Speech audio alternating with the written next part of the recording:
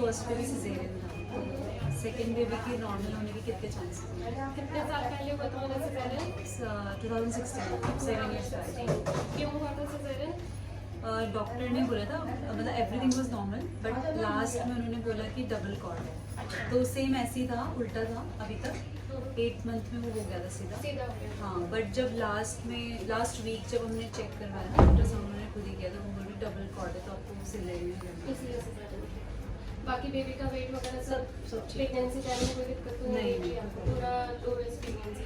ठीक है, जैसा कि पूनम ने बताया, बाई चांस आज डॉक्टर भी पूनम है और पेशेंट भी पूनम है, सो डोंट बी कंफ्यूज्ड कि इनका बेबी अभी ब्रीच है यानी उल्टा है, लेकिन लास्ट टाइम भी ब्रीच था, but at the time she was cephalic यानी बेबी सीधा हो गया।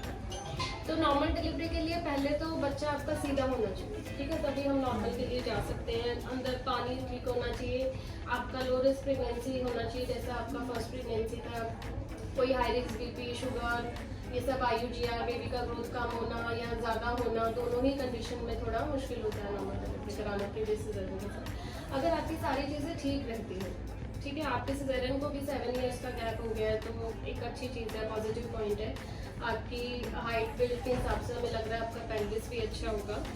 इसके अलावा जो इम्पोर्टेंट चीज़ मैं आपको बताना चाहूँगी वो ये है कि जो सिजेरियन के बाद हम नॉर्मल डिलीवरी कराते हैं उसको VBAC बोलते हैं, यानी vaginal birth after caesarean section. तो इसमें एक 1% का रिस्क रहता है कि पहले वाले टांके खुल सकते हैं। 99% यानी अगर 100 लोगों को हम ट्रायल देते हैं नॉर्मल डिलीवरी का सिजेरियन, जिनका पहले सिजेरियन हो चुका है, तो उसमें से 99 को कुछ नहीं होगा, किसी एक के 100 में से किसी एक के टांके खुल सकते हैं। ऑल ओवर इंसिडेंस जो पूरे वर्ल्ड में होता है, जिसके टांके खुलते हैं उनके लिए काफ़ी ज़्यादा नाइटमेयर की तरह होता है, क्योंकि उस टाइम पे बेबी और मदर की जान को इमीडिएट रिस्क होता है। मतलब विद इन जैसे ही हमने डायग्नोज किया, we have to be very vigilant, we have to rush you to OT, उसमें हमें ऑपरेट करना रहता है। अंदर ब्लड लॉस कितना हो गया उस पर डिपेंड करता है कि हम बेबी को बचा पाएंगे या नहीं, मतलब बेबी लूज करने के उसमें काफ़ी हाई चांसेस होते हैं। All the mother blood transfusion, white blood transfusion, ICU admission, depend करता है कितना ब्लड लॉस हुआ है। तो वो 1% का रिस्क जो है वो पेशेंट को पता होना चाहिए। जनरली आप किसी डॉक्टर के पास जाओगे कि हमारा पहले सिजेरियन हुआ है, तो बहुत सारे डॉक्टर ऐसे भी बोल देते हैं कि आपका सीधे सिजेरियन ही होगा, बिकॉज डॉक्टर भी आज की डेट में they don't want to take any risk, है ना मनीषा? यस। इवन जैसे मेरा प्रीवियस सिजेरियन था, तो मैंने अपना दोबारा इलेक्टिव सिजेरियन ही करा लिया था कि मुझे कोई बच्चे का रिस्क नहीं चाहिए कि किसी भी कंडीशन में। और मनीषा तुम्हारा भी पहले सिजेरियन है, इन केस सेकंड के लिए जाओगी तो तुम्हारा क्या, because you don't want to take any risk on the babies, ठीक है। लेकिन अगर डॉक्टर आपकी सारी चीज़ें सही चलती हैं, डॉक्टर आपके साथ सोचता है कि हाँ आपके केस में हम रिस्क लेकर नॉर्मल के लिए जा सकते हैं, तो आपको ये जो 1% का रिस्क है ये आपको पता होना चाहिए कि ऐसा 1% का चांस रहता है कि ऐसा हो सकता है। देखो वैसे अगर रिस्क कुछ हल्का हो, कोई हल्की फुल्की बात हो, 99% सब ठीक ही रहे, तो कई बार हम बहुत ज़्यादा एक्सप्लेन नहीं करते पेशेंट को, बट ये जो 1% वाला रिस्क है होने के चांसेस बहुत कम है, लेकिन जिसके साथ होता है उसके लिए और उस टाइम उस डॉक्टर के लिए बहुत नाइटमेयर जैसा होता है ना।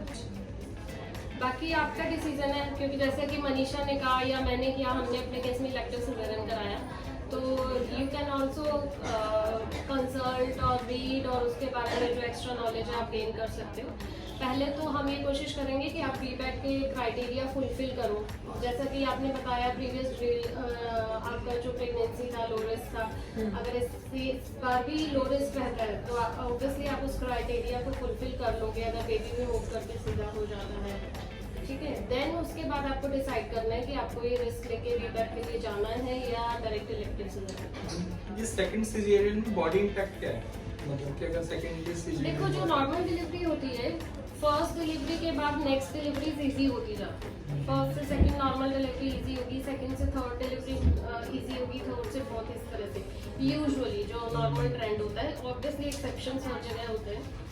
सिजेरियन में जो यूजुअल ट्रेंड होता है, फर्स्ट सिजेरियन से सेकंड डिफिकल्ट होगा, सेकंड से थर्ड डिफिकल्ट होगा, थर्ड से फोर्थ, सो ऑन। तो सिजेरियन का ड्रॉबैक यही होता है कि हम मतलब 2 सिजेरियन 3 सिजेरियन, इससे ज़्यादा सिजेरियन हम एडवाइस नहीं करते।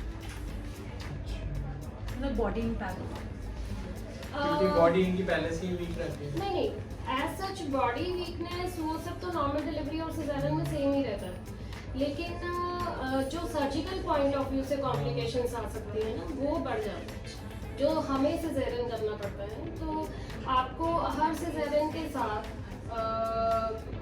Better hospital, better doctor, better hospital means जहाँ पे कि ब्लड ट्रांसफ्यूजन और ये सारी फैसिलिटीज़ हो, जहाँ पे सर्जन की अवेलेबिलिटी हो, कोई कॉम्प्लिकेशंस हो जाए, क्योंकि अंदर एडहेजन्स बनने लग जाते हैं, बावल ब्लैडर वो सब चिपकने लग जाता है। वो भी मैंने कहा एक्सेप्शंस हर जगह होते हैं, ज़रूरी नहीं कि ऐसा हो, बट ऐसा हो सकता है।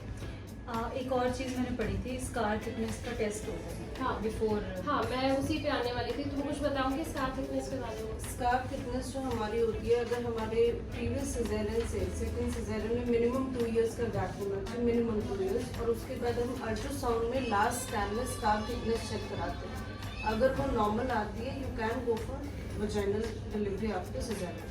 बेसिकली कुछ क्राइटेरिया क्या हो गया, फर्स्ट क्राइटेरिया हो गया कि आपका मिनिमम गैप 2 इयर्स का होना चाहिए, सेकेंड बच्चा सीधा होना चाहिए, थर्ड कोई और हाई रिस्क नहीं होना चाहिए लाइक शुगर या फिर बीपी, या कोई और हाई रिस्क नहीं होना चाहिए, बच्चे के आसपास पानी एडिक्वेट होना चाहिए, बच्चे का बेबी वेट नॉर्मल होना चाहिए, एक्सेप्शनली बहुत ज़्यादा लार्ज या फिर IUGR बेबी नहीं होना चाहिए, और पेशेंट की कंसेंट मोस्ट इम्पॉर्टेंट। पहले पेशेंट और उसके अटेंडेंट को सारे कॉम्प्लिकेशंस, सारे प्रोज एंड कॉन्स भी बैठ के पता होना चाहिए, and they should give consent. अगर सब चीज़ें ठीक है, पेल्विस एडिक्वेट है, नीचे से आपका रास्ता एडिक्वेट है, we can go for vaginal birth after caesarean. जो होता है इसका फिटनेस के लिए मनीषा ने, आई थिंक डॉक्टर मनीषा ने काफ़ी जो है शॉर्ट में बहुत अच्छे से एक्सप्लेन कर दिया, शुरू से लास्ट तक जो उन्होंने डिस्कस किया। और अल्ट्रासाउंड में जो स्कार थिकनेस हम देखते हैं, that is not 100%। Even study says that MRI is better modality or more reliable for assessing the scar thickness. But obviously we don't go for MRI. Ultimately तो सब कुछ लेबर में ही पता चलता है। किसी भी इन्वेस्टिगेशन से आप 100% नहीं कह सकते कि अंदर स्कार कैसा होगा। वो तो जब हम खोलेंगे या जब तुम लेबर में जाओगी, जब चीज़ें होती हैं, तभी 100% क्लैरिटी। रेस्ट डिपेंड करता है कि आपका लेबर का प्रोसेस कैसा रहा। हाँ। ठीक है, ड्यूरिंग लेबर अगर आपका स्कार में कोई टेंडरनेस नहीं है, हम आपकी पल्स और वाइटल्स जितना है, बीपी वगैरह पूरा टाइम मॉनिटर करते हैं, फीटल हार्ट मॉनिटर करते हैं। अगर ये सब चीज़ें ड्यूरिंग द लेबर प्रोसेस ठीक रहती हैं तो हम प्रोसीड करते हैं। अनलेस इनमें से कुछ भी अगर हमें डिरेंज लगता है तो immediately we have to go for caesarean. 37 weeks पे यूजुअली बेबी का हेड इंगेज होता है और सर्विक्स ओपन होना शुरू हो जाता है। अगर आपका सर्विक्स अपने आप से ओपन हो जाता है, देखो जब आपको पेन्स आएंगे ना तो बेबी विल फाइंड इट्स वे कि कहाँ से निकलूँ मैं। अगर आपका सर्विक्स ओपन हो रहा है तो स्कार पे ऑटोमेटिकली प्रेशर कम हो जाता है। तो वो बहुत इंपॉर्टेंट चीज़ होती है कि अगर आपका सर्विक्स अपने आप से खुलना शुरू हो गया 37 वीक्स पे, तो that is quite favourable sign, और बेबी का हेड अपने आप इंगेज हो गया है। और अगर वॉस क्लोज है, ठीक है, तो उसमें पेन्स आने में, देखो बेबी तो अपना वे ढूंढेगा ना नीचे से या फिर स्कार से, जहाँ से भी उसको इजीली रास्ता मिलेगा। 7 years का गैप पे से isn't it enough to like हाँ, heal? मैंने कहा ना इससे गुड साइन कि आपका जो है 7 years का गैप है, तो उसमें हम एक्सपेक्ट करते हैं कि हीलिंग काफ़ी मेरा एक अच्छी क्वेश्चन होगी। और था कि हाँ। जब हमारा लास्ट बेबी जब हुआ था ना, तो ये पूरा टाइम हो चुका था और हम नॉर्मल मैं ऐसे स्कूटी में walk बैठे करके हम लोग गई। गए और उन्होंने बोला एडमिट कर दो।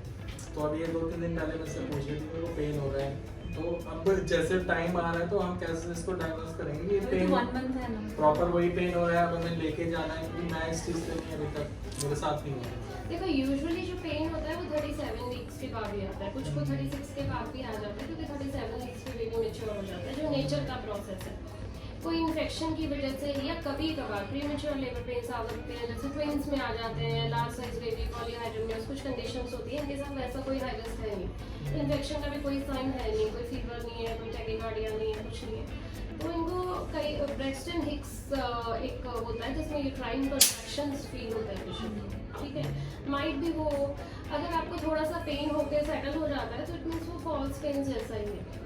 अगर वो रेगुलर इंटरवल पे आता है, बढ़ता जाता है, अगला पेन पिछले पेन से तेज आता है, ठीक है, आप टाइम के साथ ऑब्जर्व करोगे, जो ट्रू लेबर पेन होगा वो विद टाइम बढ़ता जाएगा, उसका फ्रीक्वेंसी बढ़ेगा, उसका इंटेंसिटी बढ़ेगा, जल्दी जल्दी आने लग जाएगा। फ्रीक्वेंसी मीन्स पिछले पेन से अगला पेन, फिर उससे अगला पेन और तेज आएगा इस तरह से, और वो सेटल नहीं होगा किसी भी मेडिसिन से। और अगर हमें सिजेरियन नहीं कराना तो डेट आप फिक्स करके दोगे? हाँ, पहले तुम 36-37 पे पहुंचो, फिर भी? सिजेरियन करना होता है तो हम 37-38 वीक्स तक कर देते हैं। We don't want that you go in labour, okay. Basic idea यही होगा, 37 पे बेबी मैच्योर हो जाता है। और अगर नॉर्मल के लिए जाना then we have to wait for 37 मतलब 37 बिटवीन 37 to 40। ये गूगल पे भी देख सकते हो उसको, 1% जो होता है ना इसको और स्कार वो पेनलेस क्या बोल रहे थे? Pain epidural. वो मैंने पढ़ लिया उसका। पेन तो फिर भी मतलब 2 इंच मैंने पढ़ा था, 2 सेंटीमीटर तक जब तक ओपन नहीं होता तब तक। फिर वो पेशेंट कह रही थी कि अगर 2 सेंटीमीटर तक मैंने पेन झेल ही लिया तो थोड़ा और सही है।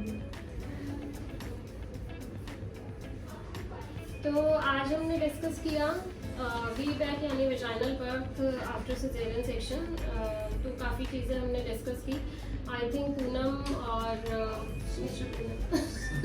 सुनील ये भी घर जाके सोचेंगे और शायद और भी इंफॉर्मेशन गैदर करेंगे। फिर लेट्स सी हमारा काम पे कैसे रहता है। ठीक है, ठीक है, थैंक यू। ओके।